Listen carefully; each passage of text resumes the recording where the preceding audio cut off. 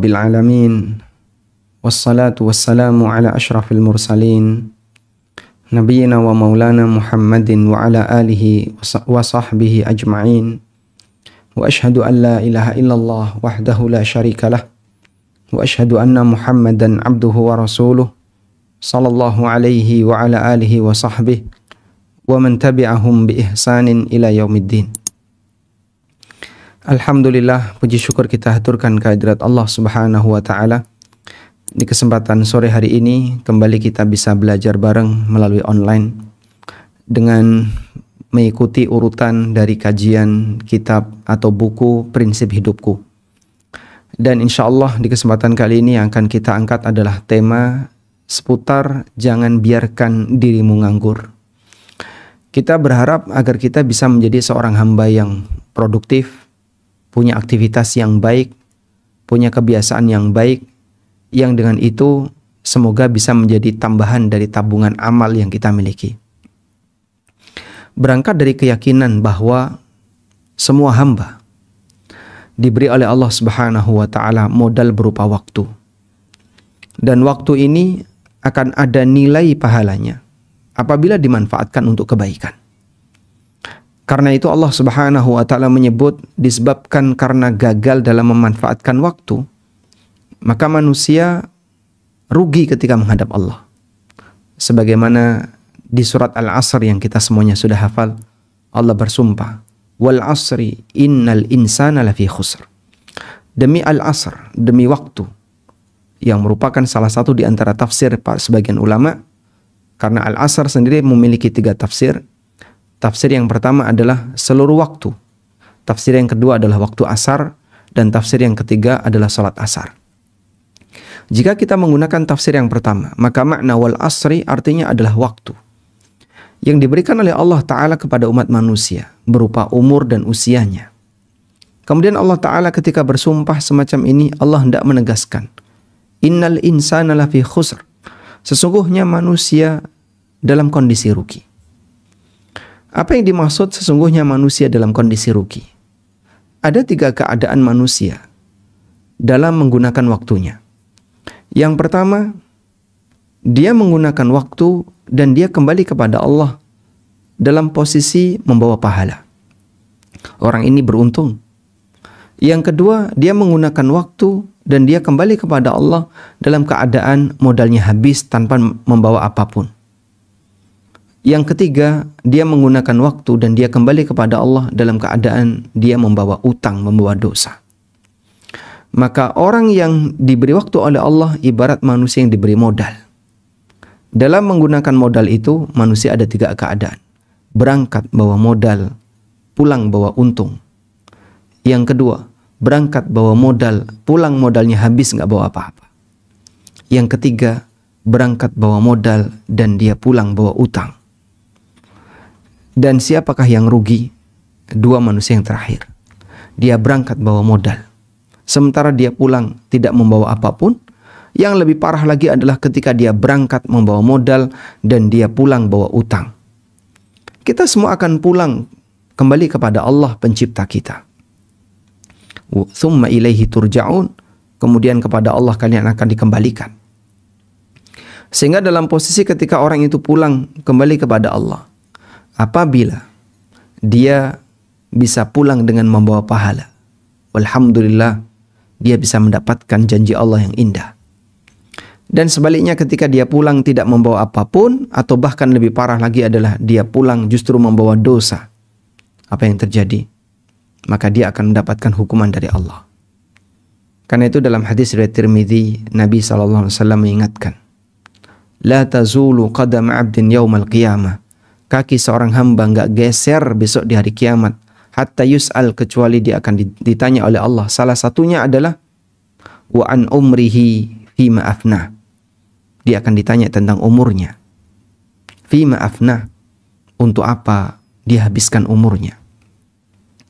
Maka seorang muslim yang dia memiliki komitmen untuk selalu memanfaatkan waktunya, itu merupakan bagian dari perjuangan agar dia bisa selamat ketika dihisap oleh Allah Subhanahu wa taala berkaitan dengan umur yang dia miliki. Baik.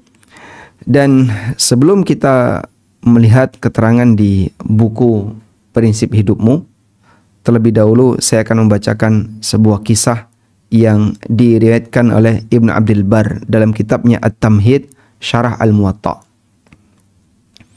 Ibnu Abdul Bar meriwayatkan ada seorang ulama yang bernama Abdullah bin Abdul Aziz Al-Umari.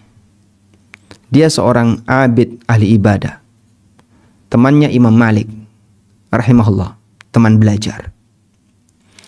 Ketika mereka masih muda, mereka belajarnya bareng, mereka aktivitasnya bareng. Karena Abdullah bin Abdul Aziz Al-Umari ini sezaman dengan Imam Malik. Suatu ketika sang ahli ibadah ini menulis sebuah surat yang dikirim kepada Imam Malik. Isi suratnya adalah yahudduhu 'alal infirat wal amal. Memberikan motivasi kepada Imam Malik, mengajak Imam Malik untuk menyendiri. Jangan terlalu sibuk sering bertemu dengan orang di Masjid Nabawi, ketemu dengan masyarakat, ngajar. Jangan terlalu sering seperti itu. Coba sesekali rasakan indahnya ibadah dengan kau i'tizal. Kau menyendiri, tidak kumpul dengan banyak orang. Wal amal, dan lebih fokus dengan amal. Wa yuraghibu bihi 'anil ijtima' ilaihi fil ilmi. Dan Abdullah bin Abdul Aziz Al-Umari meminta kepada Imam Malik, jangan terlalu sering kumpul dengan banyak orang. Karena kumpul dengan banyak orang akan menimbulkan gesekan. Kan kalau menimbulkan gesekan mungkin sakit hati, mungkin muncul emosi, mungkin ada banyak kemungkinan. Sehingga ketika kumpul dengan banyak orang, suasana batin kita menjadi sering bermasalah. Demikian ajakan yang disampaikan oleh Abdullah bin Abdul Aziz Al-Umari, mengajak kepada Imam Malik, coba sekali kau menyendiri dan banyak fokus untuk ibadah pribadi. Fakataba ilaihi Malikun, kemudian Imam Malik menulis sebuah surat balasan kepada Abdullah bin Abdul Aziz Al-Umari. Apa kata beliau? Sebuah nasihat yang layak untuk ditulis dengan air mata. Kata beliau, innallaha qassamal a'mal kama qassamal arzaq. Sesungguhnya Allah membagi amal bagi para hamba sebagaimana Allah bagi rizki. Farubba rajulin futiha lahu as-salah. Ada orang yang dia dimudahkan untuk mengerjakan salat. Walam yuftah lahu fis saum, tapi dia tidak dimudahkan untuk mengerjakan puasa. Wa akharu futiha lahu fis sadaqah. Ada juga orang yang dimudahkan untuk sedekah. Kalau sedekah royal. Walam yuftah lahu fis saum, tapi kalau diajak puasa dia rasanya berat banget. Wa akhara futiha lahu fil jihad, dan ada orang yang dimudahkan untuk berjihad. Kalau lagi musim jihad, Masya Allah, semangat dia. Selalu ikut daftar, nggak pernah absen. Walam yuftah lahu fis salah, tapi dia malas dalam mengerjakan salat sunnah. Wa nashril ilmi wa ta'limihi min afdali a'malil birri. Lalu kata beliau, wa nashrul ilmi wa ta'limuhu min afdali a'malil birri. Dan menyebarkan ilmu, mengajarkan ilmu termasuk di antara amal soleh yang paling afdal. Wa qad raditu, lalu kata Imam Malik, dan aku ridha bima fatahallahu li fihi min dzalik, dengan kemudahan amal yang Allah berikan kepadaku. Allah mudahkan kepadaku untuk banyak ngajar, menyampaikan ilmu di Masjid Nabawi, ngajar hadis. Demikianlah rutinitas yang dilakukan oleh Imam Malik setiap hari. Dan Imam Malik merasa, saya ridho dengan Allah kasih saya amal semacam ini. Wa ma adzunnu, lalu kata beliau, wa ma adzunnu ma ana fihi, dan aku tidak merasa bahwa yang saat ini aku jalani, aktivitas dan rutinitas yang saat ini aku geluti, biduni ma anta fihi, derajatnya di bawah, dun maknanya adalah di bawah, derajatnya di bawah aktivitas yang saat ini kau alami. Wa arju ayyakuna kilana ala khairin wa birrin, meskipun aku berharap masing-masing kita berada dalam kebaikan. Wa yuhib wa yajibu ala kulli wahidin minna ayyarda bima kusimalah. Dan masing-masing kita wajib untuk ridha terhadap pembagian amal yang telah diberikan oleh Allah. Wassalam. Baik. Demikian surat yang dikirim oleh Imam Malik kepada Abdullah Al-Umari. Lalu di sini ada keterangan, hadza ma'na kalami Malikin li'anni katabtuhu min hifdzi wa saqata anni fi hini kitabati asliyin minhu. Kata Ibnu Abdul Bar, demikianlah keterangan Imam Malik yang semakna dengan ini. Karena dulu saya sempat mencatat ini min hifdzi, dari hafalanku. Wa saqata anni fi hini kitabati asliyin minhu. Dan catatan asliku waktu saya mendengar langsung dari guruku tentang kisah ini hilang. Akhirnya ditulis ulang oleh Ibnu Abdul Bar dengan hafalannya, dengan redaksi seperti di atas. Dan kata beliau, kurang lebih seperti itu yang disampaikan oleh Imam Malik. Baik. Pelajaran apa yang bisa kita ambil dari keterangan Imam Malik tadi? Pertama yang perlu kita pahami, bahwa variasi amal dalam Islam itu beragam. Dan keberadaan amal yang bervariasi dalam Islam.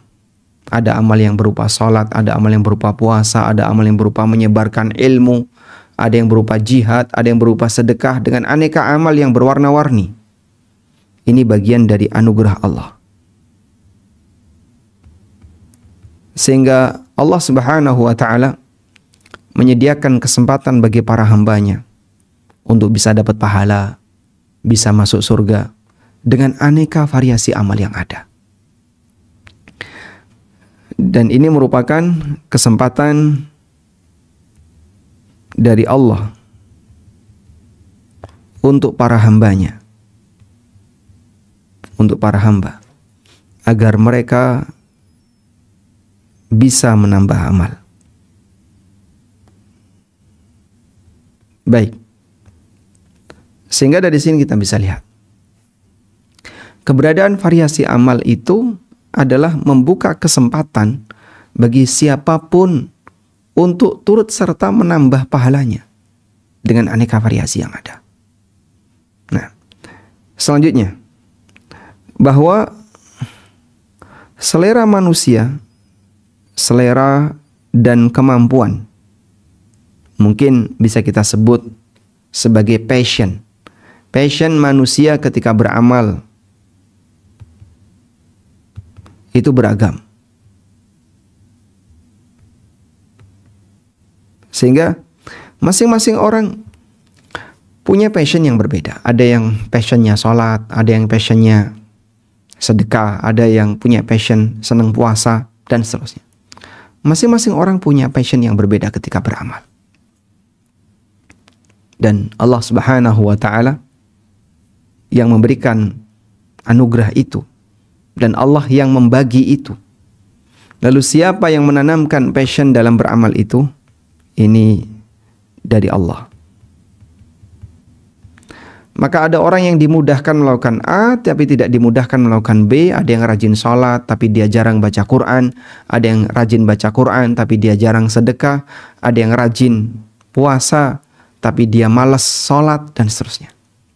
Masing-masing orang punya passion yang berbeda. Baik. Selanjutnya, bahwa kemampuan orang dalam beramal, kemampuan manusia dalam beramal murni karena taufik dari Allah. Itu merupakan taufik dari Allah. Sehingga kenapa orang rajin salat, kenapa orang bisa rajin puasa, kenapa orang bisa rajin sedekah, dan seterusnya, bukan karena kehebatan dia, bukan karena kemampuan dia, tapi murni karena taufik dari Allah Ta'ala. Nah, dari sini kemudian muncul pertanyaan. Kita ada di bagian mana? Kita ada di bagian yang mana? Dari semua jenis amal yang sudah disediakan oleh Allah itu, kita ada di bagian yang mana? Kalau kemudian nggak ada satupun kita bisa mengambil bagian dari itu. Ahli sholat enggak, ahli puasa juga enggak, ahli baca Quran juga enggak, ahli sedekah masih diragukan, ahli jihad enggak pernah, apalagi ahli menyebarkan ilmu enggak juga, ahli belajar agama kayaknya enggak juga, enggak semua. Pilihannya kalau enggak ahli, diragukan keseriusannya. Kalau kayak gini kondisinya, kita berada di mana? Berarti kita nganggur. Baik. Yang perlu untuk kemudian kita renungkan adalah saat kita tidak punya bagian, bisa jadi karena Allah tidak suka kita dapat pahala. Karena Allah tidak suka kita beramal. Atau mungkin lebih tepatnya, tidak suka kita terlibat dalam perlombaan. Baik. Maksudnya gimana? Ini manusia sedang berlomba dengan aneka amal yang Allah sediakan. Ada yang dia melaju pesat dengan sholatnya. Ada yang dia melaju dengan puasanya. Ada yang dia menggunakan sedekahnya. Dan aneka perlombaan dengan warna-warni amal yang disediakan oleh syariat. Tapi kita nggak ikut semuanya. Berarti bisa jadi Allah nggak suka kita terlibat dalam perlombaan itu. Ada sebuah ayat yang barangkali bisa kita jadikan sebagai renungan. Ya. Ketika Allah Subhanahu wa taala menceritakan keberadaan orang munafik yang mereka tidak ikut dalam peristiwa perang Tabuk. Orang munafik tidak ikut dalam peristiwa perang Tabuk. Karena kondisi kaum muslimin pada saat Nabi SAW mengajak masyarakat untuk perang Tabuk, mereka yang tidak ikut itu ada lima jenis, ada 5 macam. Yang pertama, yang nggak ikut karena diperintahkan oleh Nabi SAW. Contohnya Ali bin Abi Thalib. Ali waktu itu pengen berangkat, tapi beliau ditugaskan oleh Nabi SAW untuk menjaga Madinah. Meskipun demikian, Ali tetap pengen ikut. Maka dimotivasi oleh Nabi SAW. Ama tardo in kunta bimanzilati Harun ala Musa. Apakah kau tidak merasa bangga kalau posisimu mirip sebagaimana posisi Harun ketika ditinggal oleh Musa? Nah, kemudian dari situ Ali baru merasa ridho. Sehingga Ali bin Abi Thalib tidak ikut disebabkan karena beliau diperintahkan oleh Nabi SAW untuk tidak ikut perang Tabuk.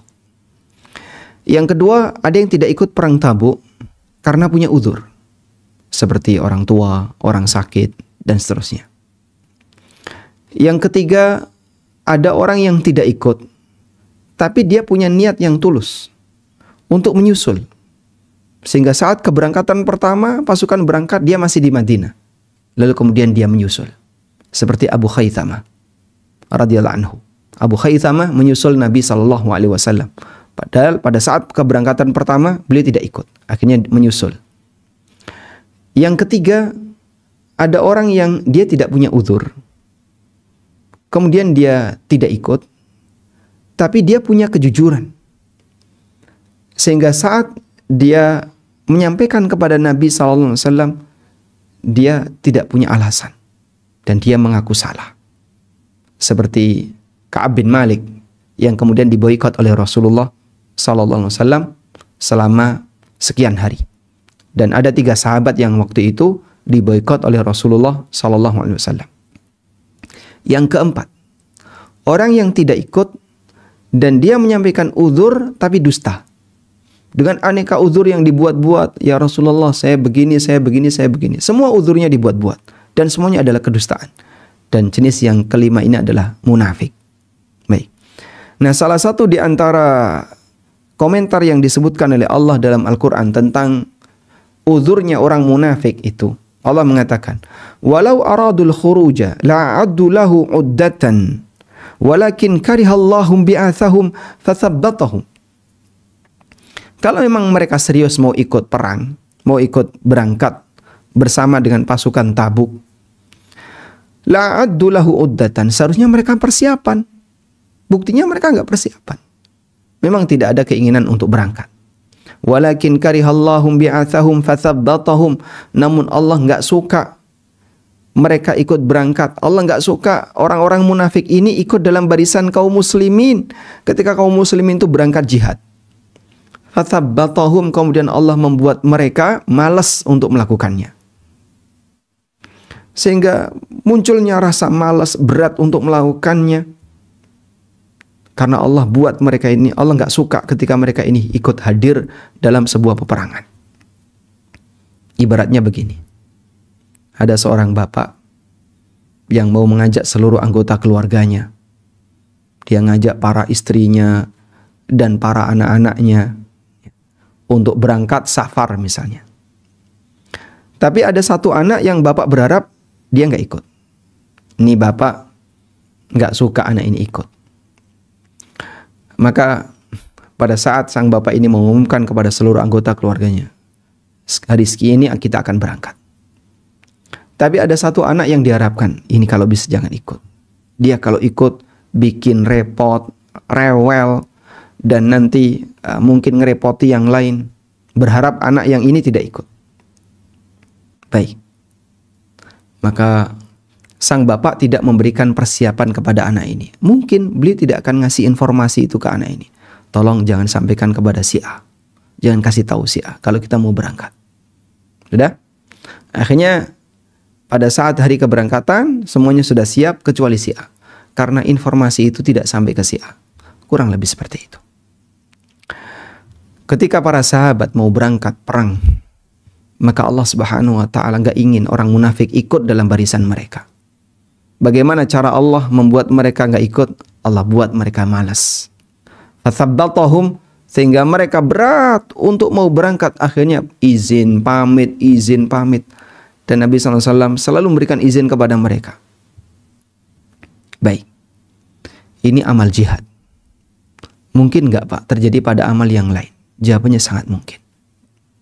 Dalam kegiatan manusia yang sama-sama bareng-bareng melakukan amal soleh. Ada yang rajin sholat, ada yang rajin puasa, ada yang rajin baca Quran, ada yang rajin menyebarkan ilmu, ada yang rajin A, rajin B.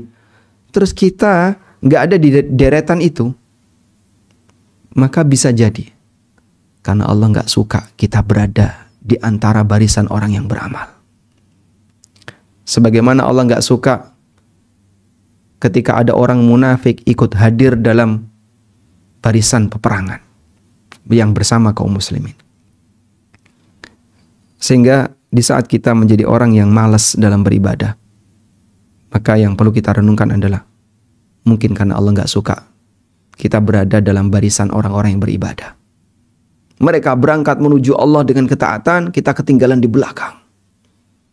Dan bahkan kita nggak ikutan. Masya Allah. Dan ini salah satu di antara cara untuk mengukur. Contohnya misalnya, saat Bapak Ibu memasuki bulan Ramadan, itu kan musim beramal. Maka manusia semuanya pada persiapan untuk bareng-bareng rajin beramal. Ada yang rajin sholat, qiyamul lail, banyak dia. Ada yang rajin puasa, jelas puasa wajib. Ada yang rajin baca Quran. Tiap hari dia tadarus, mempeng dia tadarus. Tapi ada yang malas. 1 bulan dia baca Quran, malas banget. Isinya cuma ngantuk saja bawaannya. Dia puasa, tapi bawaannya malas, ngantuk. Mau ngegas beramal nggak bisa. Malas dia. Tayyib. Bisa jadi orang semacam ini karena Allah tidak berkehendak. Karihallahum bi'atsahum. Allah nggak suka dia ikut terlibat di sana. Fathabbatahum, sehingga Allah bikin malas dia. Maka dia tidak ikut dalam barisan kaum mukminin yang mereka sedang berbondong-bondong beramal, walaupun mereka berada di tempat yang berbeda-beda. Nah, sekarang coba kita lihat bagaimana bahaya orang yang nganggur. Para ulama, waktu nganggur bisa membawa pada potensi bahaya. Itu bagi mereka. Karena ketika seseorang nganggur, dia bisa menjadi senjata setan untuk melakukan aneka maksiat. Nggak bisa tidur, lalu nganggur kan.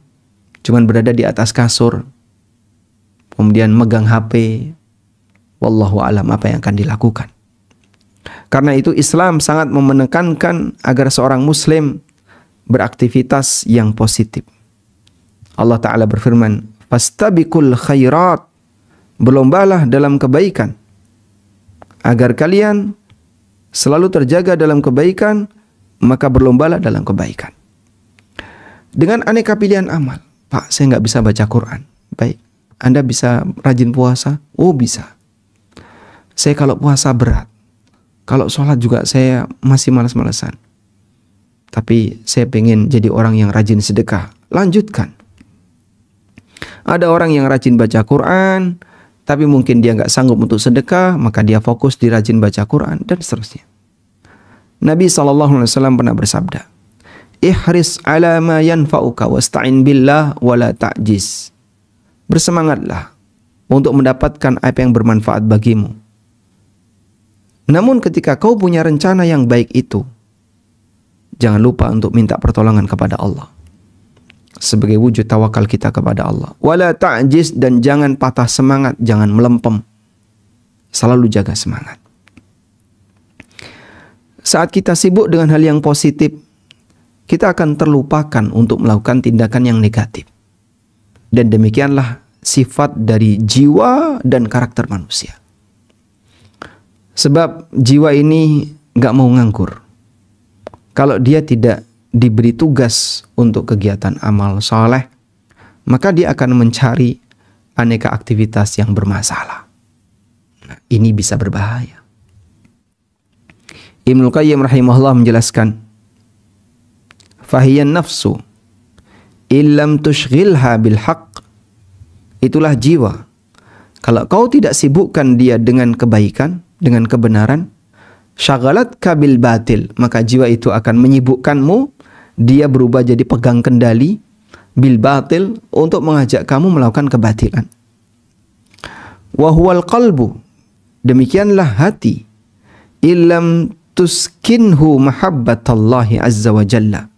Jika kau tidak membuat dia tenang untuk mencintai Allah, sakanahu mahabbatal makhlukin wala budda, maka hati itu akan mengajak bagi pemiliknya untuk mencintai makhluk wala budda, dan pasti itu akan terjadi. Dan pasti demikian, karena dia akan selalu mencari kesibukan. Wa huwal lisan, itulah lisan, illam tushghilhu bidzikri, kalau kau tidak gunakan untuk zikir, syaghalaka bil lagwi, maka itu lisan akan menyibukkanmu dengan tindakan al-lagwu, sia-sia yang enggak ada nilainya. Wa ma huwa 'alaika wala budda, dan itu pasti akan terjadi padamu. Fakhtar li nafsika ihdal khattain, maka silakan kau pilih mana yang lebih menguntungkan bagi dirimu di antara dua jalur tadi. Kau mau sibuk dengan kebaikan ataukah sebaliknya disibukkan dengan keburukan? Anzilha fi ihdal manzilatain, silahkan kau dudukkan dirimu di salah satu posisi. Masya Allah. Sehingga Ibnu Qayyim menyebutkan karakter masing-masing. Itulah jiwa yang jika tidak disibukkan dengan kebenaran, maka dia akan mencari kesibukan dengan kebatilan. Itulah hati yang jika tidak diisi dengan mahabbatullah, maka dia akan mengisi dirinya dengan mahabbatul makhluk wala budda, dan pasti akan dilakukan. Itulah lisan yang jika tidak disibukkan untuk berzikir, membaca Quran, dan mengucapkan kalimat-kalimat thayyibah atau mengajarkan kebaikan bagi masyarakat, maka dia akan berbicara yang sia-sia, bahkan mengandung dosa wala budda, dan itu pasti akan terjadi. Maka silakan Anda mau pilih yang mana. Jadi orang yang menggoyang atau yang digoyang, yang mengendalikan atau yang dikendalikan. Nah, seharusnya bagi mereka yang akalnya sehat, punya kesadaran akan pentingnya mendapatkan modal di akhirat, maka dia akan berusaha untuk mengendalikan. Baik. Untuk itulah dulu para ulama sangat membenci orang yang nganggur. Selain karena mereka buang-buang waktu, orang yang nganggur lebih mudah berbuat maksiat. Karena ketika nganggur, sekali lagi tadi, sebagaimana kata Ibnu Qayyim, itu jiwa akan mencari kesibukan, tapi kesibukannya ke arah maksiat. Ya, minimal hal yang mubah, yang gak ada nilainya, tapi sangat menghabiskan waktu. HP dibuka, scroll marketplace, nemu barang unik, masuk keranjang. Scroll lagi, wow ini kok murah ya, masuk keranjang. Scroll lagi, oh bagus nih, tapi harganya gak biasanya kayak gini, ini lebih murah, ada diskon. Scroll lagi, promo, scroll, masuk keranjang. Itu keranjang dia di marketplace penuh dengan barang, gak tahu kapan akan dibeli. Tapi Masya Allah, dan ketika seperti itu dilakukan, akhirnya kadang orang buang-buang waktu dalam waktu yang lama untuk hal yang gak ada nilainya. Baik. Karena itu Ibnu Mas'ud radhiyallahu anhu pernah mengatakan, "Innila abghadur rajula an arahu farighan." Aku tuh paling benci kalau lihat ada orang nganggur.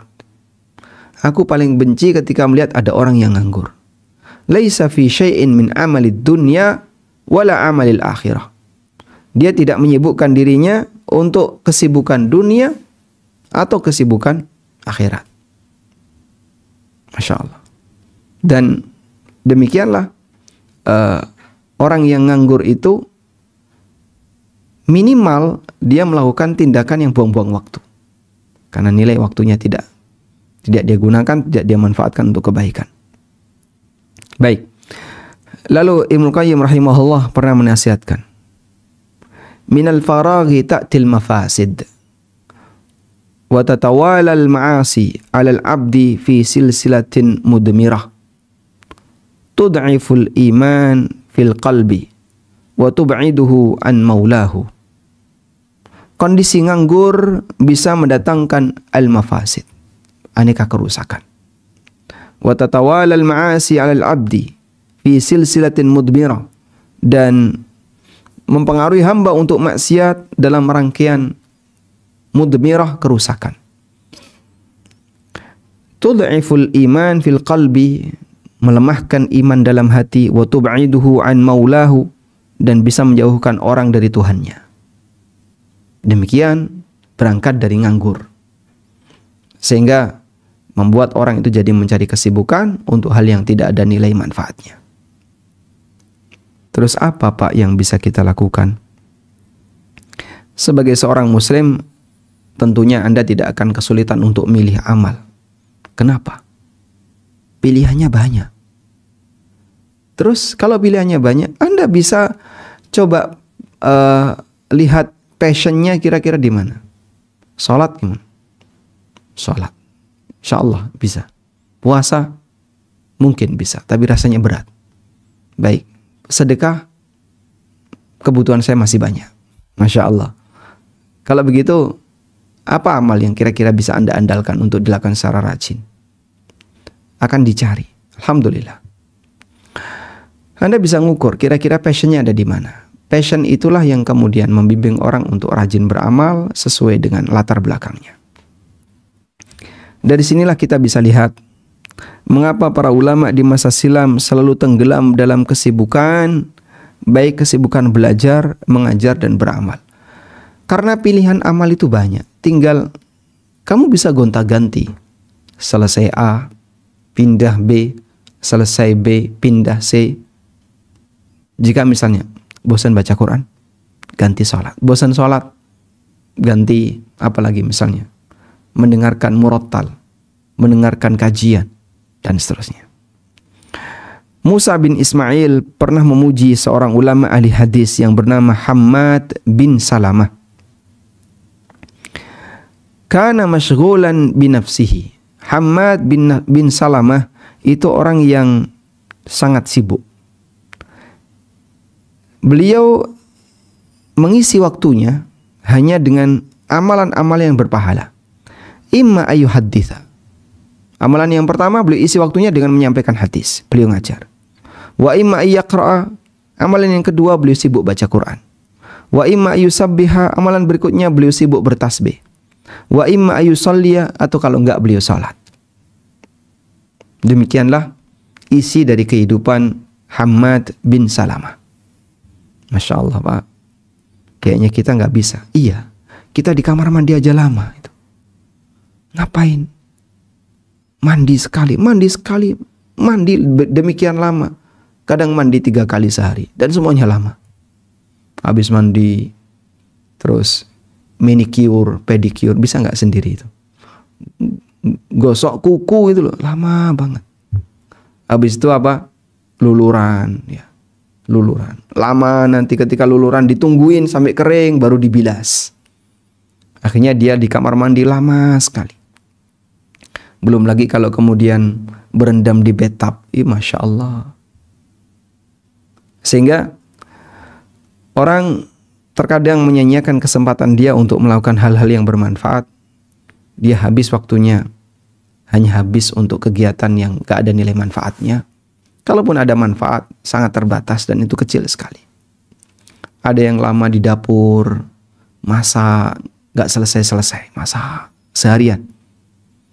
Ada yang lama di mana lagi. Dan banyak kita menghabiskan waktu hanya untuk hal yang sia-sia.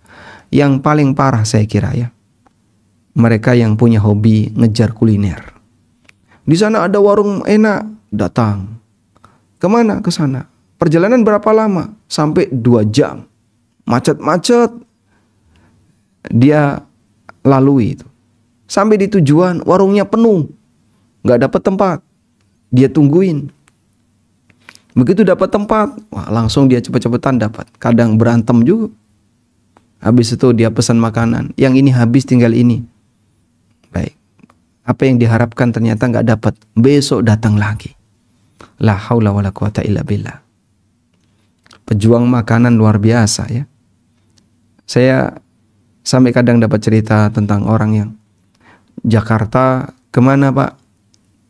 Ke Jogja, ngapain? Ngejar gudeg, subhanallah. Kemana? Ke sini, ngapain? Ngejar ini, ngejar ini. Sangat disayangkan. Jadi waktunya habis di jalan, habis itu ketika sampai di tujuan hanya makan, kadang untuk acara makan lama. Kita makan karena aneka kegiatan makannya beragam, jadinya lama. Ngegrill dulu, makan sambil ngegrill dulu. Terus apa lagi Pak? Kadang yang masak pakai kuah itu apa nih? Terus dimasukin apa namanya? Ada yang kayak gitu ya, dia nyiapin kuah, direbus, kemudian sayur dimasukin, nanti bakso dimasukin, daging dimasukin, dimakan pelan-pelan. Lama jadinya. Coba lihat ya, kalau para ulama, Hammad bin Salamah, beliau demikian sibuk dengan hal yang bermanfaat bagi kehidupan masyarakat.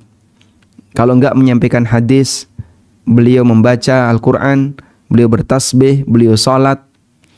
Kana qad qassama an-nahar ala hadhil a'mal. Siang harinya isinya amal seperti ini. Walidha mata Hammad ibnu Salamah fil masjid wa huwa yusalli. Karena dengan sebab inilah Hammad bin Salamah meninggal di masjid dalam posisi salat. Dan ada sebagian di antara ulama yang ketika sibuk belajar itu sampai gak sempat makan. Lalu ketika beliau di rumah belajar, dihidangin makan di sampingnya, itu gak kesentuh karena sibuk belajar.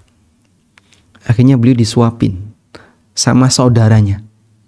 Ada saudari perempuan dia, wallahu a'lam, mungkin ulama ini belum nikah. Sehingga saat sudah disuguhi makanan oleh ibunya atau oleh saudarinya, dia gak sempat makan sampai disuapin. Sehingga sambil ngunyah dia belajar. Saking sibuknya belajar. Ada juga sebagian di antara ulama yang kalau makan itu cepat, dia nggak mau makan lama-lama. Kenapa Pak?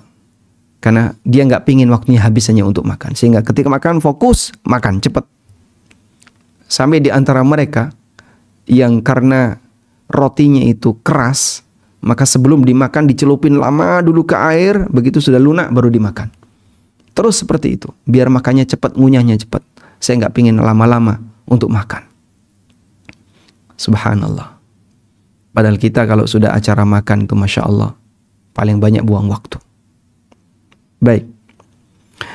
Hingga sebagian ulama seperti Al-Munawi menyebutkan bahwa orang yang membiarkan dirinya berlalu tanpa aktivitas yang bermanfaat, berarti dia telah durhaka kepada waktunya.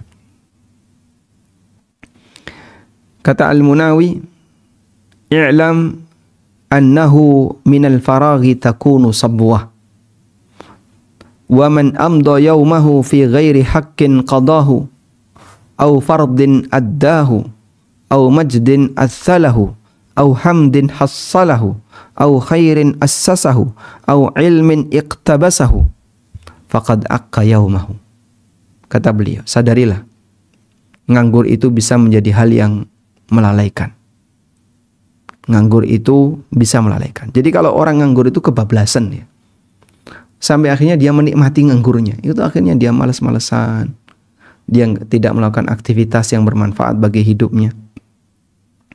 Siapa yang menghabiskan harinya, wa man amda yaumahu, siapa yang menghabiskan harinya fi ghairi haqqin, tanpa diisi dengan menegakkan kebenaran atau menunaikan kewajiban atau mendapatkan pujian. Maksud mendapatkan pujian adalah dia berusaha melakukan amal baik sehingga nanti ya memberi manfaat bagi masyarakat, atau dia membangun kebaikan, atau dia mendapat tambahan ilmu, nggak ada satupun yang dia lakukan, kata beliau, faqad aqqa yaumahu, maka berarti dia telah durhaka terhadap waktunya.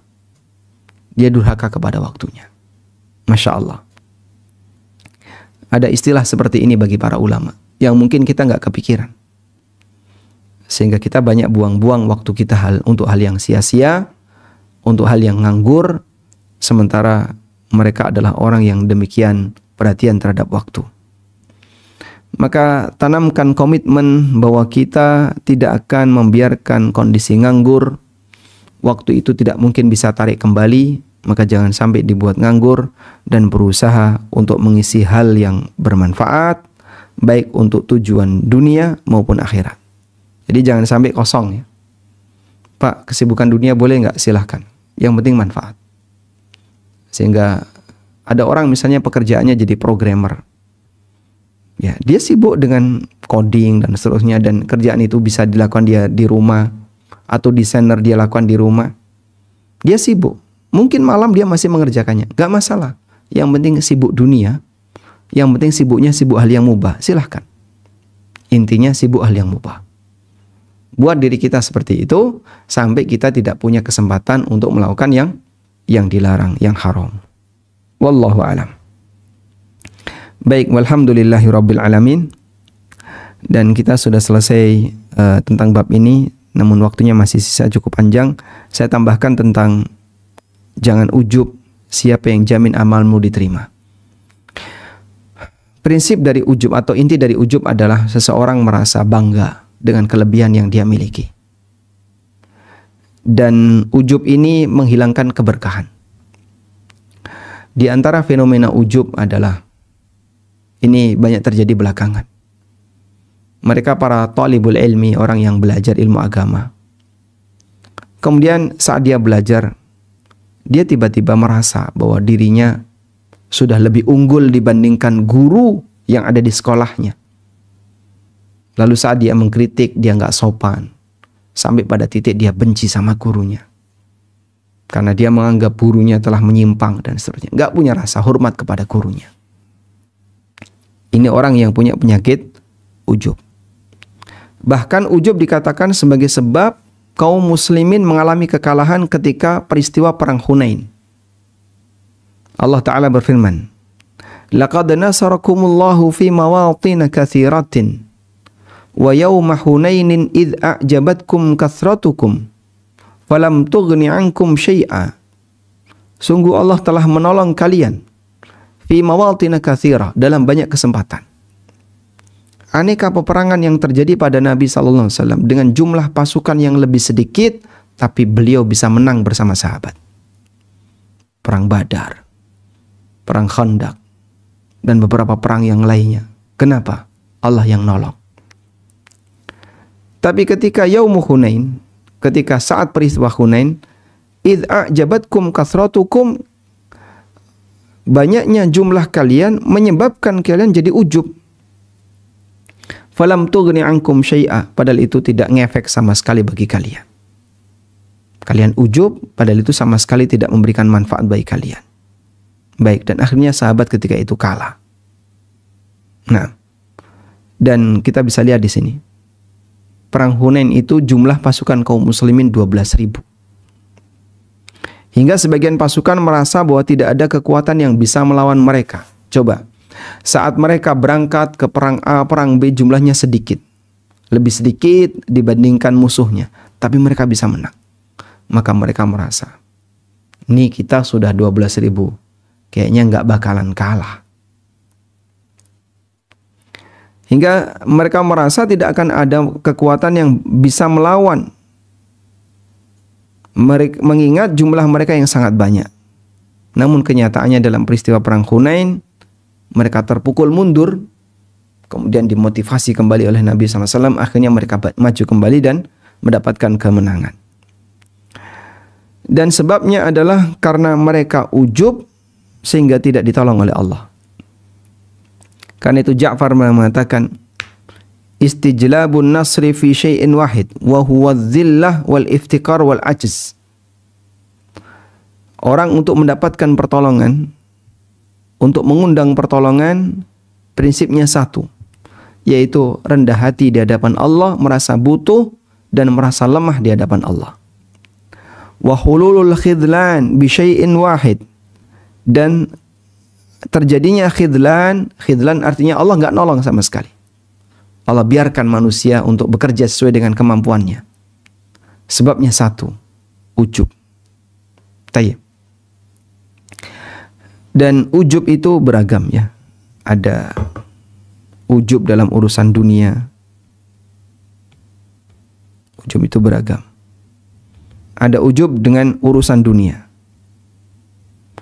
Ujub dengan urusan dunia menghalangi orang untuk syukur.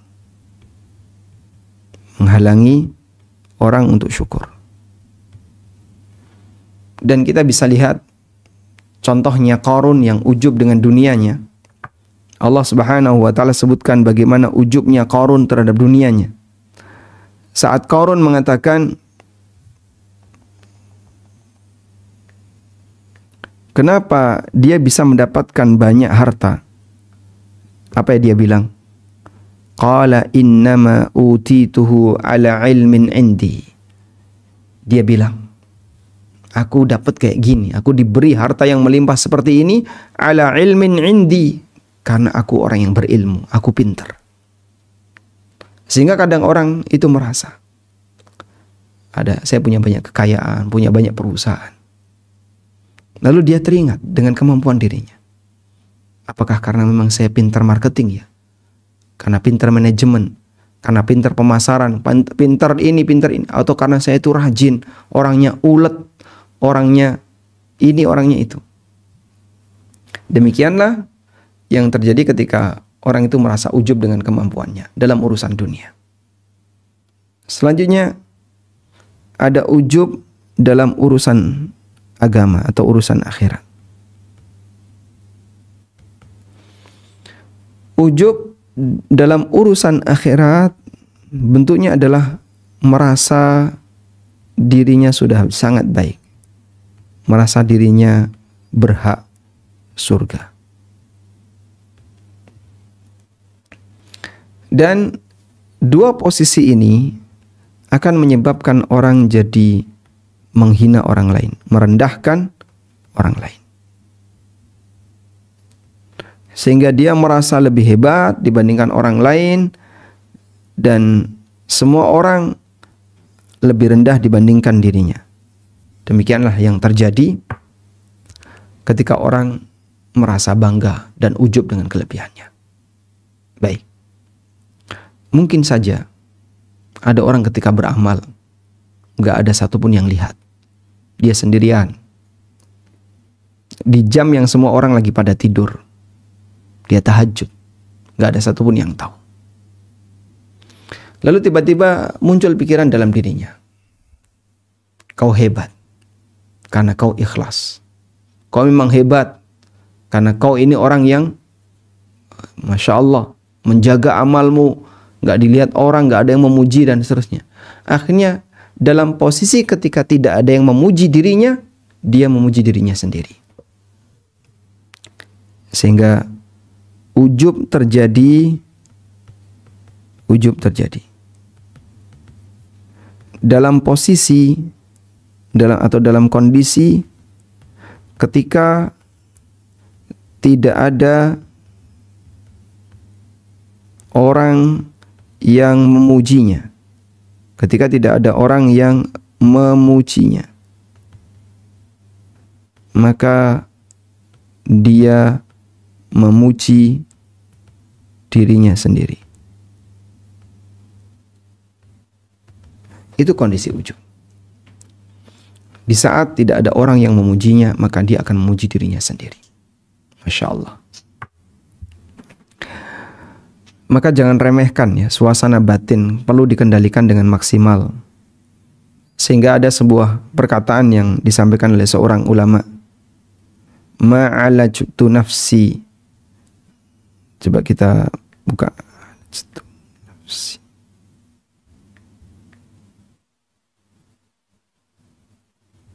Mu'alajati ala niyah.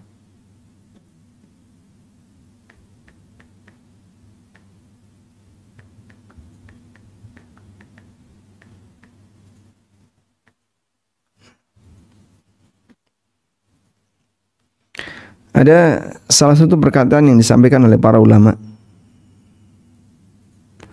Aku tidak pernah berusaha untuk mengendalikan diriku yang lebih berat melebihi mengendalikan niat. Nah, karena orang ketika beramal, ikhlas itu sangat berat. Karena ketika orang itu ikhlas, maka dia tidak berharap dapat keuntungan ketika di dunia. Itulah ikhlas. Sehingga posisi hatinya tidak ada keinginan untuk mendapatkan keuntungan ketika di dunia. Demikian orang ikhlas. Sementara jiwa ini selalu berharap agar ada bagian yang bisa dia rasakan. Jiwa ini berharap agar dia dapat jatah. Maka dia ingin dipuji. Kalau tidak ada yang memuji, maka dia akan memuji dirinya sendiri. Ya. Jika ujub bisa menghilangkan kesempatan untuk menang ketika di dunia, maka ujub juga bisa menghilangkan kesempatan bagi hamba untuk mendapatkan pahala. Sehingga hamba tidak akan menang untuk urusan akhirat karena ujub. Ibnu Mas'ud radhiyallahu anhu pernah berpesan, al-halaku fithnain, al-qunut wal ujub. Kebinasaan itu sumbernya ada dua, putus asa dan ujub. Orang yang putus asa, dia tidak punya harapan untuk jadi orang baik. Sedangkan orang yang ujub merasa hebat dengan kebaikannya. Lalu tidak ada keinginan untuk menambah kebaikan. Karena itulah Allah jadikan kaum mukminin tidak maksum dari dosa. Orang muslim tidak maksum dari dosa. Sekalipun dia orang yang sangat rajin ibadah, pasti dia pernah melakukan dosa. Tujuannya apa? Agar mereka menyadari bahwa dirinya banyak kekurangan. Sehingga dengan itu mereka tidak akan merasa hebat dengan ketaatan yang dia lakukan. Dari Anas bin Malik radhiyallahu anhu, Rasulullah SAW bersabda, "Lau lam tudhnibu, la khasyitu alaikum ma huwa akbaru minhu." Andaikan kalian tidak pernah berbuat dosa, maka aku khawatir kalian terjangkiti penyakit yang lebih berbahaya daripada maksiat, yaitu ujub. Masya Allah. Sehingga dalam posisi ini, kalau orang misalnya nggak pernah berbuat maksiat, akhirnya terjebak dalam ujub. Saat dia terjebak dalam ujub, Masya Allah, itu lebih berbahaya. Karena itu kotoran batin. Dan ketika hatinya itu kotor, bisa jadi Allah Ta'ala tidak akan memberikan taufik baginya. Al-Munawi mengatakan, li'annal 'asi ya'tarifu binaqsihi faturja lahu taubah. Karena orang yang berbuat maksiat mengakui kekurangannya, sehingga diharapkan dia akan bertobat. Wal mu'jibu maghrurun bi'amali fataubatuhu ba'idatun. Sedangkan orang yang ujub, dia tertipu dengan amalnya, sehingga keinginan taubatnya jauh. Masya Allah. Selanjutnya, yang perlu kita pahami bahwa ujub itu bisa menghapus amal.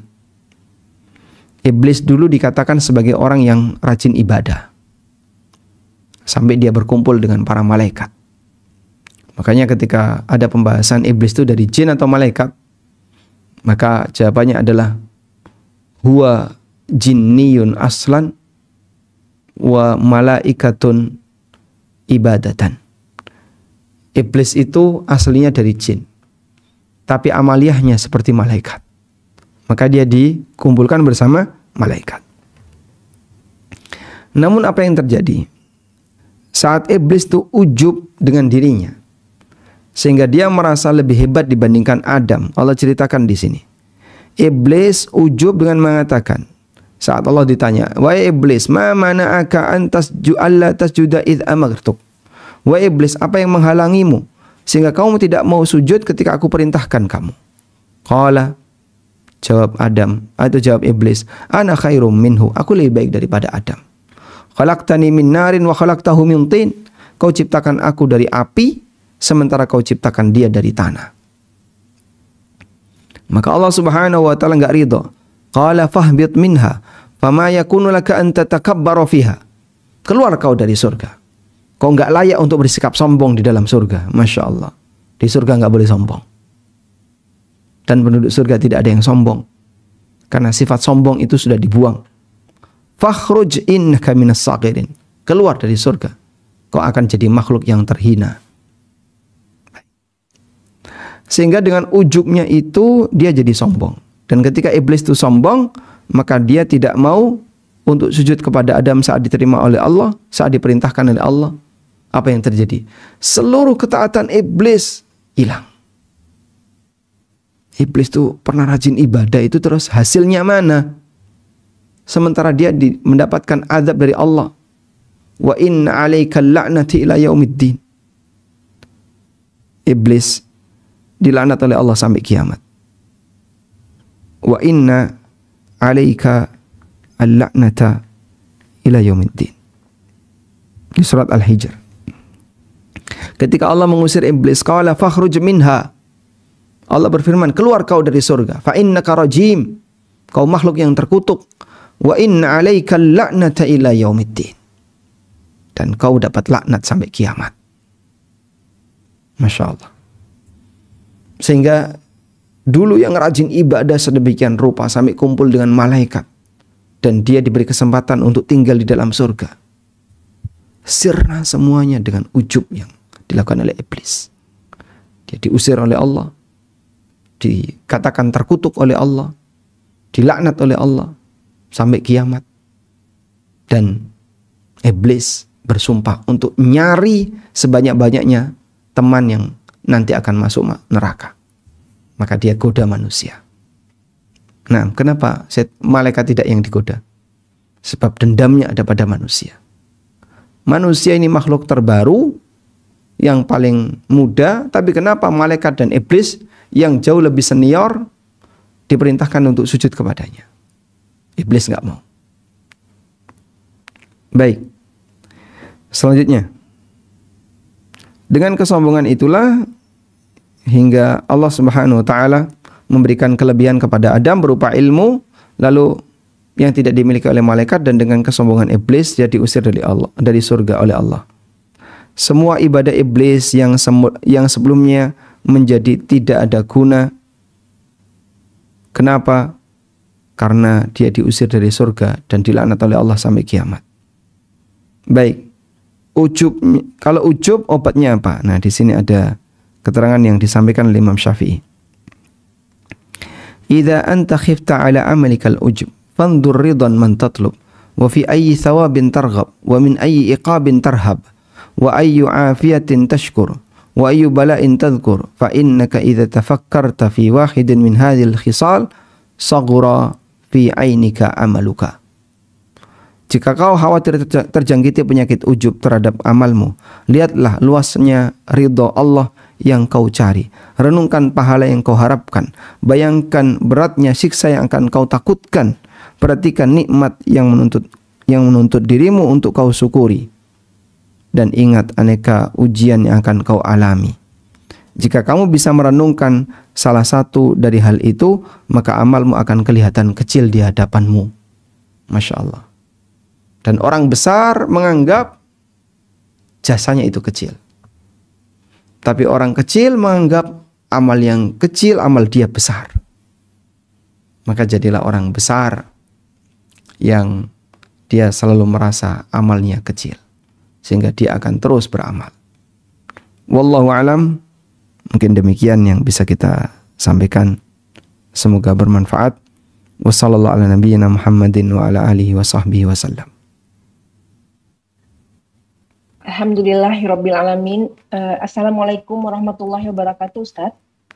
Waalaikumsalam warahmatullahi wabarakatuh. Suara jelas, alhamdulillah. Alhamdulillah. Jazakallah khairan Ustaz atas materi hari ini. Sekarang kita masuk kepada sesi tanya jawab Ustaz. Masya Allah banyak sekali pertanyaan yang masuk Ustaz. Anda coba bacakan yang sesuai tema dulu. Assalamualaikum warahmatullahi wabarakatuh Ustaz. Waalaikumsalam warahmatullahi wabarakatuh. Afwan, izin bertanya. Waktu pertama membaca topik kajian ini, saya mengaitkan dengan ayat Fa'iza faraghta fansob sebagai ayat spirit of life bagi saya. Baik untuk urusan dunia, apalagi buat urusan akhirat. Tapi tidak semudah itu menjadikan ayat favorit banyak dan berat tantangannya Ustadz. Padahal hidup berjalan terus. Waktu banyak terbuang. Hanya karena kerjaan yang sangat tidak penting, sehingga tidak sesuai dengan ayat yang difavoritkan. Mohon nasihatnya Ustadz untuk tentang ayat ini. Barakallahu fikum, jazakallahu khair. Baik. Allah Subhanahu wa taala berfirman di surat Al-Insyirah, "Fa'idza faraghta fansab." Fa'idza, apabila faraghta, kau sudah selesai beramal, fansab, maka fansab. Apa makna fansab? Coba saya bukain tafsir Al-Baghawi.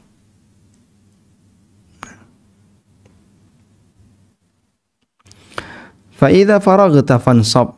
Apabila kau sudah selesai beramal, fansab, maka maknanya adalah fat'ab wan nasab bimakna at-ta'ab. Demikianlah tafsir yang disampaikan oleh Ibnu Abbas. Sebentar. Ada yang Masya Allah, agak error.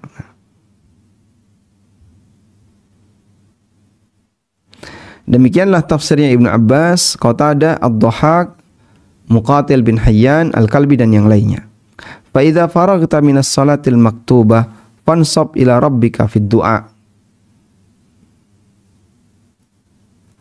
Apabila kau sudah selesai salat wajib, maka lanjutkan dengan menghadap Rabbmu dengan doa.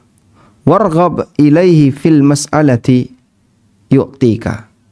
Dan miliki harapan dengan meminta kepada Allah, niscaya Allah akan memberikan kepadamu. Baik. Selanjutnya tafsir yang lain. Dan diriwayatkan oleh Abdul Wahhab bin Mujahid dari ayahnya. Qala, beliau mengatakan, "Idza shallaita fajtahid fid du'a wal mas'alah." Kalau kau sudah selesai salat, maka bersungguh-sungguhlah untuk berdoa dan minta kepada Allah. Ibnu Mas'ud mengatakan, "Fa idza faraghta minal fara'id fansab fi qiyamil lail." Kalau kau sudah selesai salat wajib, maka lakukan salat malam. Kata Sya'bi, "Idza faragta minat tasyahhud fad'u li dinika wa akhiratika, li dunyaka wa akhiratika." Kalau kamu sudah selesai tasyahud, maka berdoalah untuk kepentingan dunia dan akhiratmu. Nah, dan masih banyak beberapa keterangan tafsir yang lain yang disampaikan oleh para ulama.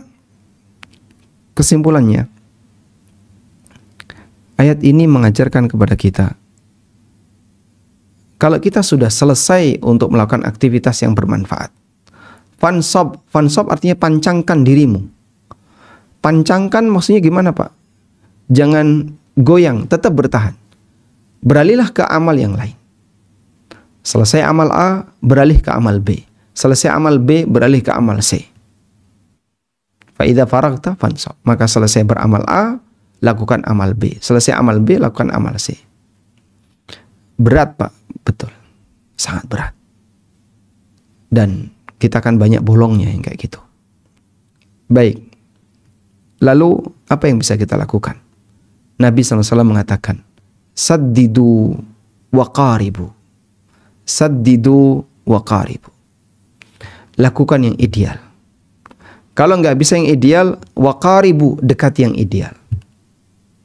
Sehingga kalau kita nggak bisa 100% seperti itu, minimal dekati untuk bisa seperti itu. Ketika tidak bisa ya melakukan yang ideal, maka lakukan yang bisa mendekati ideal. Wallahu a'lam. Nah. Jazakallah khairan Ustadz atas jawabannya. Semoga yang bertanya dapat memahami. Pertanyaan berikutnya, Bismillah, Ustadz mohon izin bertanya, bagaimana cara menyampaikan ke suami kita agar tidak tersinggung? Karena saat ini qadarullah suami bekerja sebagai freelance, harus di-push saja kalau mau kerja. Jika tidak ya santai saja. Sebagai istri terkadang ada kekhawatiran Ustadz. Mohon pencerahannya Ustadz. Jazakallahu khairan wa barakallahu fiik.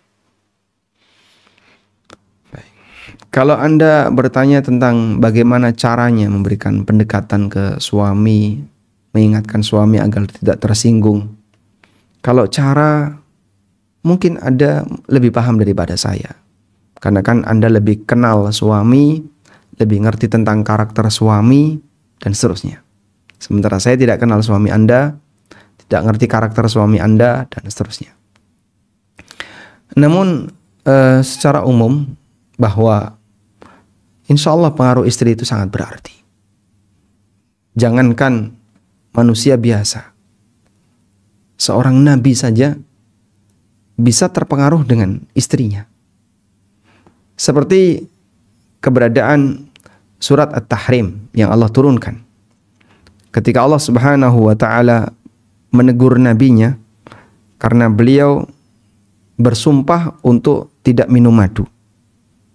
Allah Subhanahu wa ta'ala berfirman, "Ya ayuhan nabi, lima tuharrimu ma ahallallahu lak, tabtaghi mardata azwajik."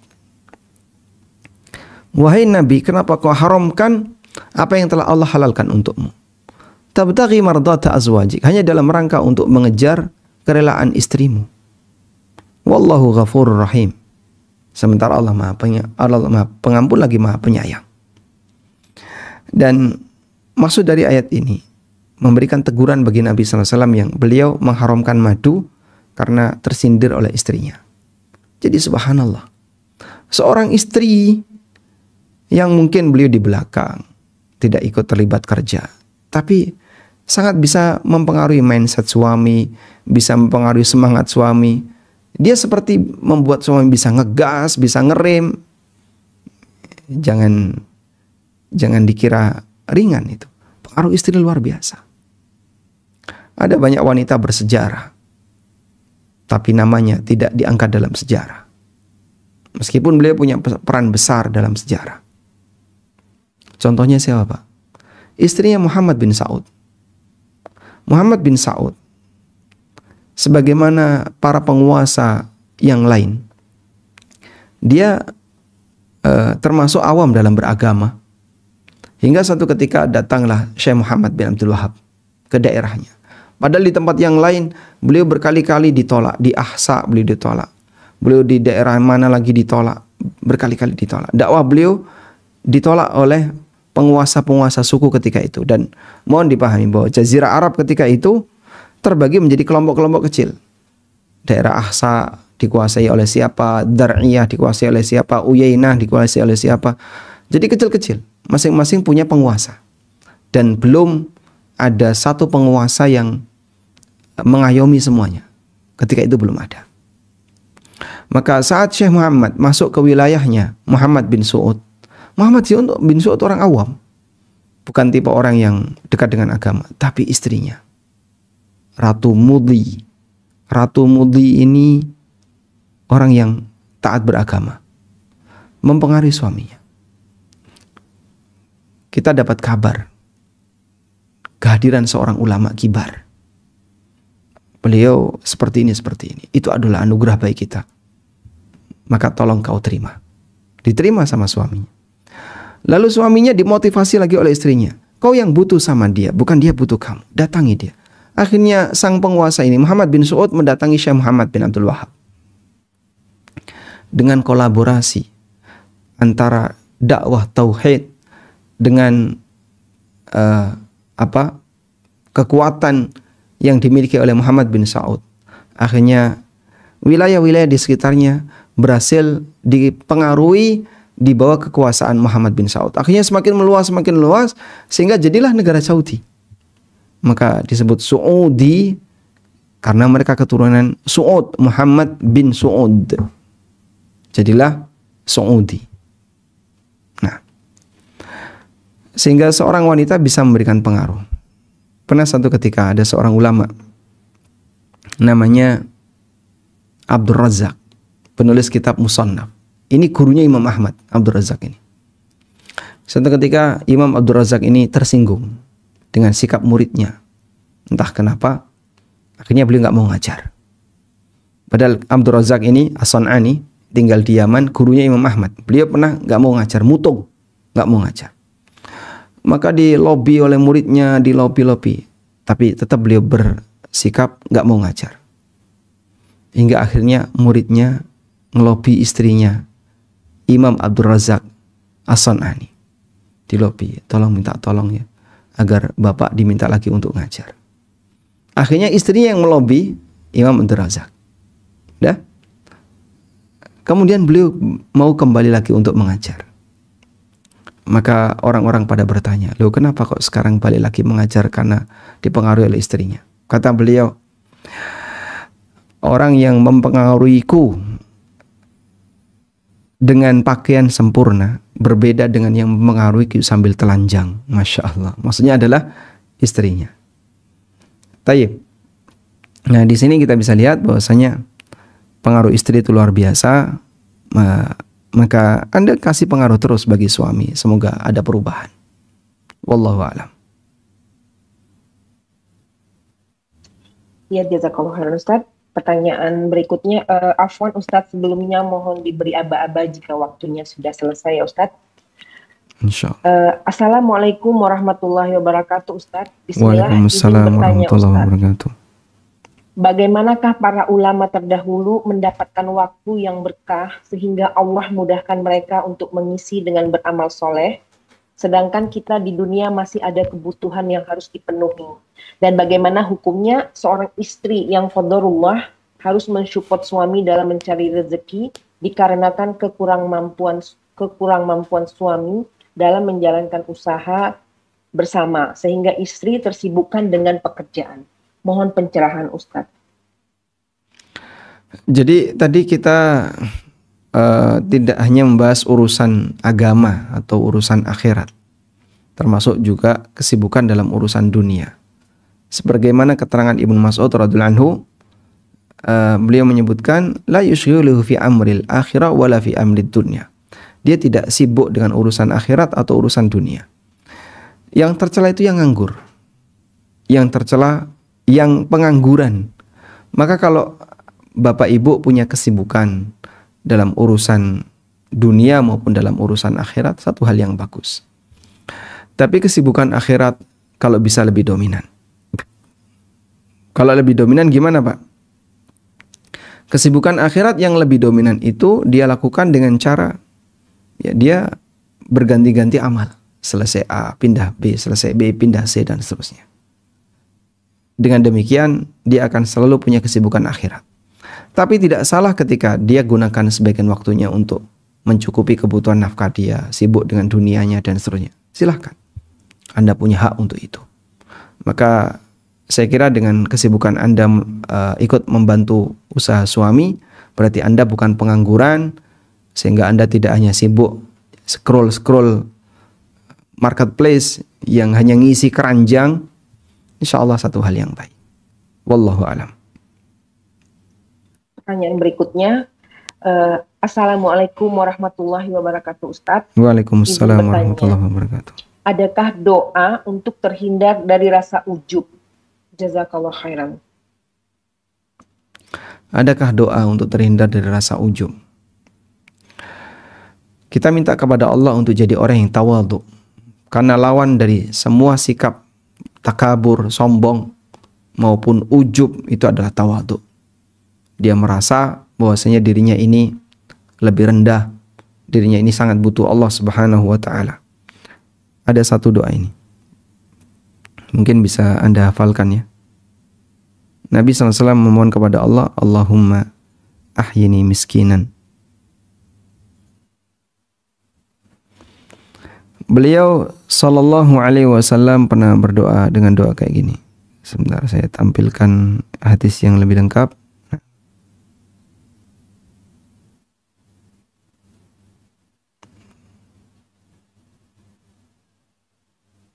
Nah. Hadis dari Anas bin Malik bahwasanya Rasulullah sallallahu alaihi wasallam pernah berdoa, Allahumma ahyini miskinan wa amitni miskinan wahsyurni fi zumratil masakin yaumal qiyamah.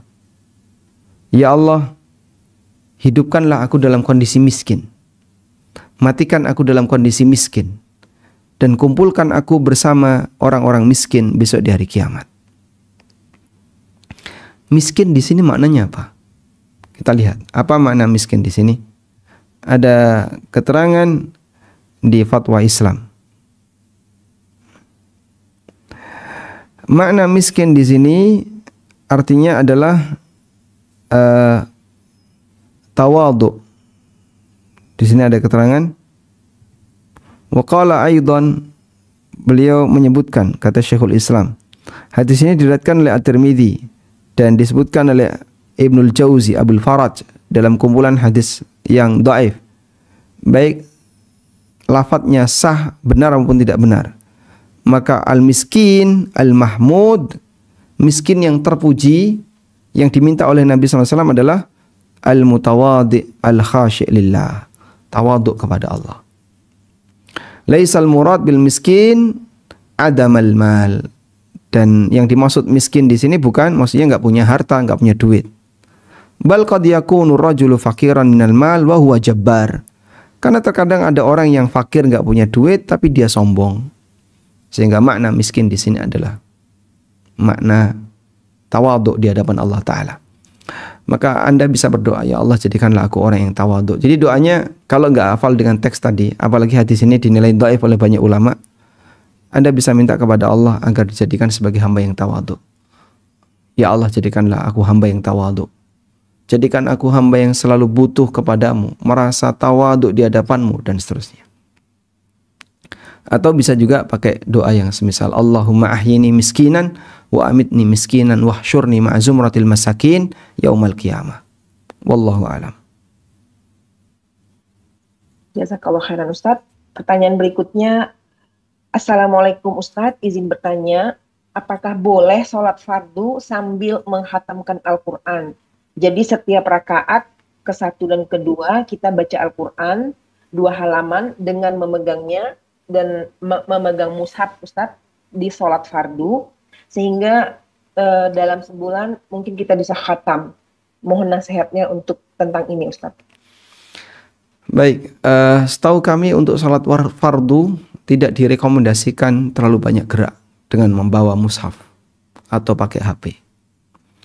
Oleh karena itu jika tidak hafal Al-Quran, maka sholat fardu ya silahkan baca ayat yang Anda hafal. Faqra'u ma tayassara ma'aka minal Qur'an. Silakan kau baca Al-Quran yang mudah bagimu untuk kau baca. Khusus untuk salat fardu. Agar kita bisa lebih fokus untuk menjalankan salat fardu. Makanya salat fardu tidak terlalu lama, tidak lebih lama dibandingkan salat sunnah. Sehingga dalam hal ini silahkan Anda salat fardu normal saja. Lalu kalau saya ingin menghatamkan Quran, Anda bisa lakukan saat salat sunnah. Sehingga saat salat sunnah misalnya di waktu duha, Anda salat sambil megang mushaf, dapat 5 lembar, kemudian ruku. 5 lembar itu berarti setengah juz. Lalu nanti di rakaat yang kedua baca lagi dapat 4 lembar ruku. Lalu salam ya. Salat lagi, baca lagi dapat sekian lembar ruku. Terus seperti itu. Demikian kalau bisa dilakukan seperti itu, maka Anda insya Allah semoga cepat khatam. Dan gunakan sholat sunnah, jangan sholat fardu. Wallahu alam. Pertanyaan berikutnya, bentar Ustaz.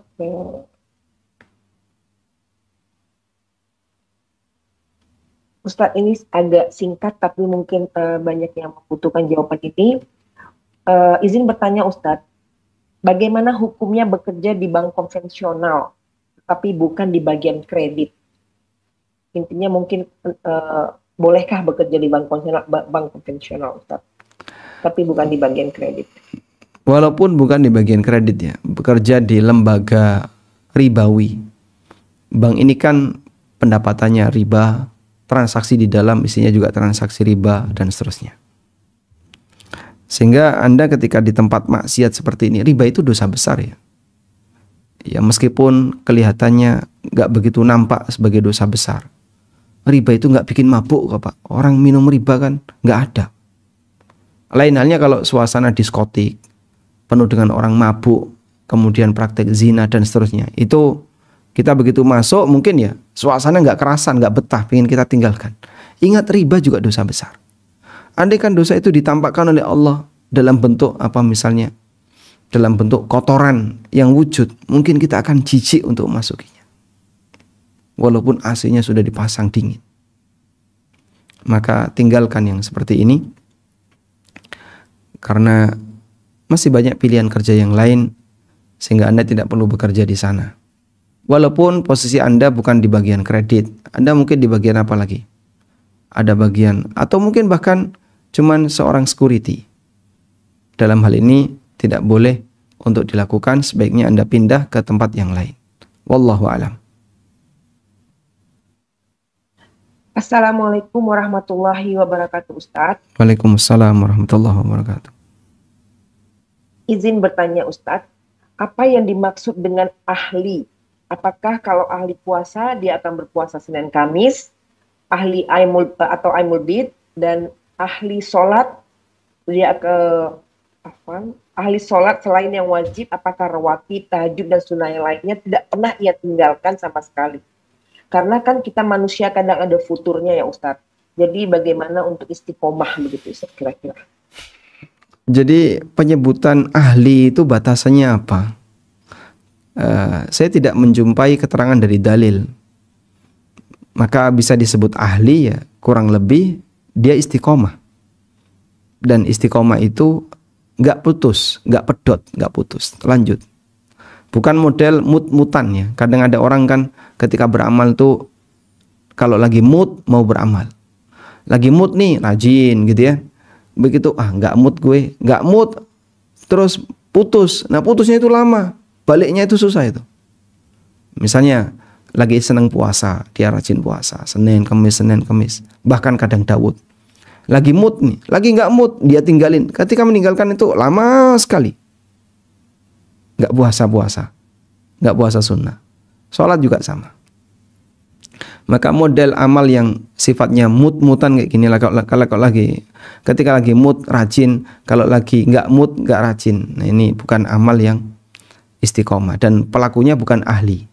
Maka kalau baru melakukan sekali, 2 kali, 3 kali, 4 kali, mungkin belum bisa kita sebut ahli. Ahli itu kalau rutin sampai dikenali si A itu, beliau biasanya sholat. Ketika sudah demikian berarti status beliau sebagai ahli. Wallahu a'lam. Pertanyaan berikutnya, Assalamualaikum warahmatullahi wabarakatuh Ustadz. Waalaikumsalam warahmatullahi wabarakatuh. Apa hukumnya membaca kitab Riyadhus Shalihin di setiap selesai sholat subuh? Karena di masjid tempat Ana tinggal, suami Ana menjadi petugas yang mendapatkan giliran membacanya setelah sholat subuh. Jazakallah khairan. Barakallahu fikum. Hukumnya semoga jadi amal saleh, karena baca hadis Nabi SAW untuk dipelajari. Riyadhus Shalihin kan isinya kumpulan ayat dan hadis. Ayat di bagian atas, bagian bawahnya nanti Imam Nawawi akan menyebutkan hadis. Apa yang kemudian membuat kita jadi merasa nggak nyaman sampai kemudian baca Riyadhus Shalihin setiap subuh, rasanya nggak enak? Itu amal soleh, lanjutkan. Semoga suami Anda yang membaca dapat pahala atas kegiatan beliau yang rutin membaca Riyadhus Shalihin. Pak, tapi kan waktunya tertentu. Waktunya tertentu kan bukan karena diniatkan ibadah dengan waktu itu. Sehingga bukan karena kalau Riyadhus Shalihin dibaca selain subuh nggak afdol, bukan karena itu. Tapi sifatnya karena memanfaatkan waktu. Ini mumpung ketika sholat subuh paling rame nih jamaahnya. Yang mau berangkat kantor belum pada berangkat, masih sholat subuh, masih kumpul, langsung bacakan Riyadhus Shalihin biar yang dengar banyak. Kalau Isya yang di kantor-kantor belum pada pulang, sampai rumah jam 8. Akhirnya ketika waktu Isya masih sepi. Tapi ketika Anda memanfaatkan momen itu dengan membaca Riyadhus Shalihin dan dengerin banyak orang, semoga jadi amal. Sama halnya ketika kajian seperti ini kan rutin tiap Senin pekan kesekian. Apakah bisa kita sebut itu amal yang menghususkan? Tidak. Tapi sifatnya kepada kita sempatnya di waktu ini dan di tempat yang lain sudah ada jadwal. Sehingga bukan termasuk bahasa kita ya, bukan termasuk amal bid'ah. Teruskan untuk selalu demikian. Saya sendiri memilih waktu subuh itu untuk kajian, dan hampir di sepanjang 7 hari itu ada waktu subuh untuk aktivitas kajian, karena waktu pagi itu lebih berkah dibandingkan yang lain. Wallahu alam. Pertanyaan berikutnya, Assalamualaikum warahmatullahi wabarakatuh. Afwan Ustadz, apa hukumnya membeli mobil dari bank syariah Ustadz? Jadi bank membeli kepada dealer dan bank menjual kembali kepada kami dengan sudah dinaikkan harganya, tidak ada denda dan tidak ada asuransi di perjanjian tersebut. Jazakallah khairan Ustaz. Kalau bank betul-betul membeli kendaraan itu dari dealer, setelah dia beli, dia transfer tunai, kemudian kendaraan itu dia bawa, berarti sudah diterima oleh bank. Kemudian setelah itu dijual ke nasabah secara kredit, ngambil margin, silahkan, boleh. Boleh melakukan seperti itu, asal banknya sudah beli. Tapi kalau yang terjadi begini, nasabah diminta, Bapak bisa DP dulu 10%. Harga mobil di dealer harganya 300. Nanti Bapak kami minta bayar selama 5 tahun dengan harga 400 misalnya. Jadi bank ngambil untung 100. Oke, deal. Lalu diminta kalau begitu Bapak bayar DP dulu dari 400 10 juta, 40 juta. Bank ketika itu belum punya barang. Dia belum beli barang dari dealer tapi sudah transaksi dua jualan. Maka praktek ini namanya jual beli kalik bil kalik. Dan jual beli kalik bil kalik hukumnya haram dengan sepakat ulama. Wallahu alam. Tapi kalau bank sudah memiliki, dia sudah beli, dia sudah terima, silahkan. Nah, Afwan Ustadz, ini ada pertanyaan berapa waktu lagi bisa Ustadz? Ini ada pertanyaan yang lumayan panjang. Baik, mungkin satu lagi. Sekarang sudah jam 5:30. Nah, iya sudah waktu sudah lewat Ustadz. Nah Ustadz, mungkin ini karena urgent katanya Ustadz, saya ringkas ya Ustadz ya. Begini Ustadz, Assalamualaikum warahmatullahi wabarakatuh. Waalaikumsalam warahmatullahi wabarakatuh. Pulana seorang istri yang sudah menikah 3 tahun. Dalam perjalanan rumah tangga, suami pernah mengajukan perceraian di pengadilan tahun 2022. Alhamdulillah kami bisa rujuk Ustadz, karena suami mencabut gugatan cerai dari pengadilan agama.